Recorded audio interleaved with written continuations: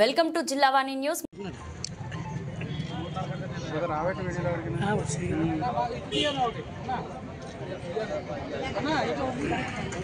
అందరికీ నమస్కారం అండి. నేను మీ మిర్యాల శిరీషాదేవి, రంపచోడవరం ఎమ్మెల్యే.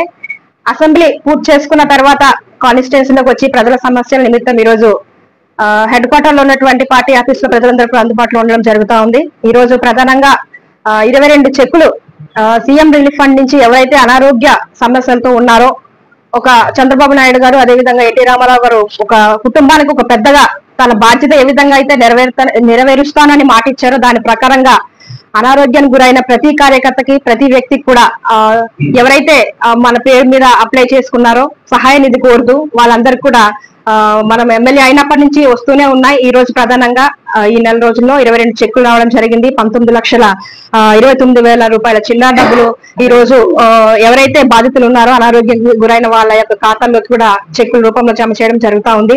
నిజంగా ఈ రోజు చూస్తే ప్రజలందరూ కూడా చాలా ఆనందంగా ఉన్నారు. ఎందుకంటే గతంలో చెప్తా ఉన్నారు, ఇప్పుడే గత 5 సంవత్సరాల నుంచి ఈ సీఎం రిలీఫ్ ఫండ్ అనేదే మాకు తెలియదు, ఒక బాగోలేని వ్యక్తికి సీఎం నుంచి సహాయ నిధి వస్తుంది అన్న సంగతి కూడా మాకు తెలియదు. అలాంటి కష్టకాలంలో మేము బ్రతికాము. కానీ ఈ రోజు మీ దయ వల్ల, మన చంద్రబాబు నాయుడు గారి యొక్క దయ వల్ల మాకి హాస్పిటల్ ఖర్చులకి ఎంతో కొంత అమౌంట్ మాకి జమ చేయడం జరుగుతా ఉందని ప్రజలందరూ కూడా చాలా హర్షం వ్యక్తం చేస్తా ఉన్నారు. ఇది చాలా ఆనందదాయకమని మరొకసారి ముఖ్యమంత్రి గారికి, డిప్యూటీ సీఎం గారికి, మోడీ గారికి ప్రత్యేకమైన ధన్యవాదాలు తెలియజేస్తా ఉన్నాను.